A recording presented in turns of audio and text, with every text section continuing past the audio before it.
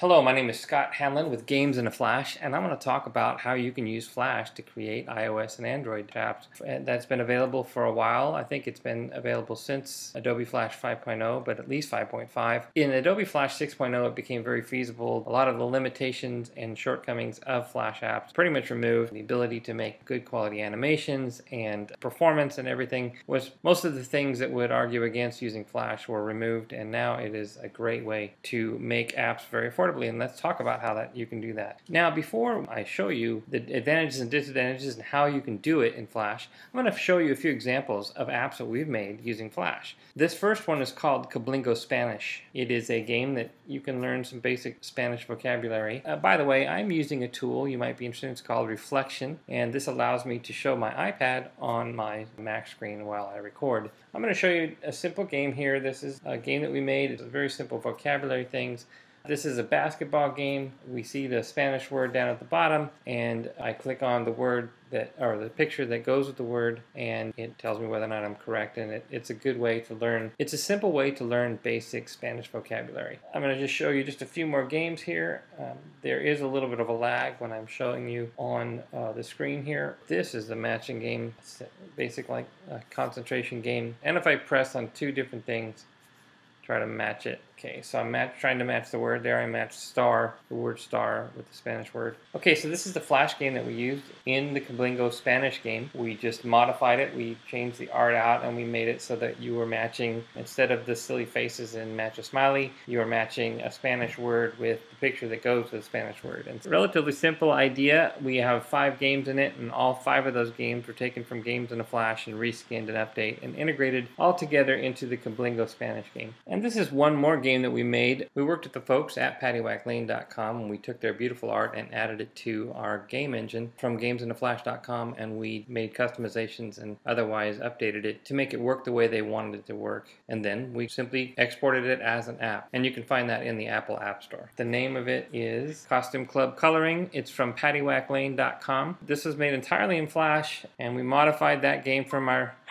paint game here at Games in a Flash. And however, the first thing I want to talk about is the advantages of using Flash to make apps. First of all, you have one code base. You can use it for multiple outputs. You can have one Flash file, and you can publish it to Android, you can publish it to iPhone, you can publish it to the Mac App Store, to an iPad. You have all these different options. You can also make it for the Kindle Fire, so you have a bunch of different options. And also, you can use licensable source instead of starting from scratch. So if you're going to make an iOS game or an Android game, which is iOS is Objective-C and Android is Java, you would have to code it in 2 different things, and you'd have to start from scratch. But with Flash, you can start with a licensable source, which saves you a lot of money. And in point 3 there, you can see you save up to 70%. It's up to 70% cheaper because you can start with existing source.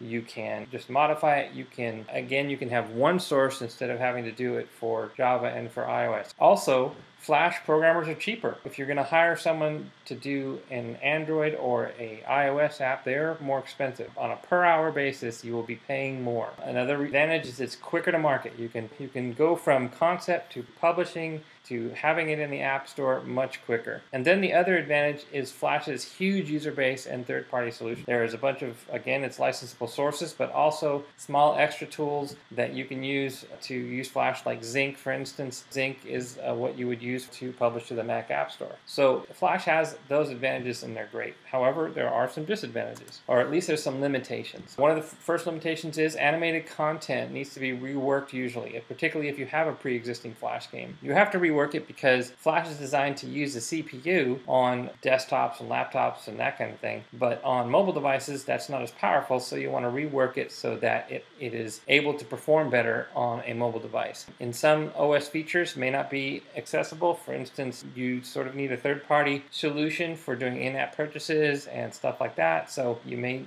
or may not be able to access some of those things from Flash. You also can't do load movie operations, which means that if you are going to have, like in our game Cablingo Spanish, we had to take all 5 games and put them into one file, and that creates the last problem, which is file size limitations. You can't have like 100 Flash games within one Flash file because the Flash file gets so big and wieldy and doesn't perform very well. So you do have some limitations with making Flash apps, but you can generally work around those. So here's the typical steps to publish licensed games into apps. I'm mainly focusing on our licensed games to make apps because, of course, that's what we do, but also because it's much cheaper and faster. So typically when you license one of our games and you want to resize it to the dimensions of the device, you want to reskin it or put your different spin on it, add your logo, whatever you're going to do, change the name usually, change some art, whatever you're going to do, you need to do those things. Sometimes we need to optimize the animation, sometimes we don't. Sometimes if they're minor and there's not a lot of animation, we can get away with not optimizing them.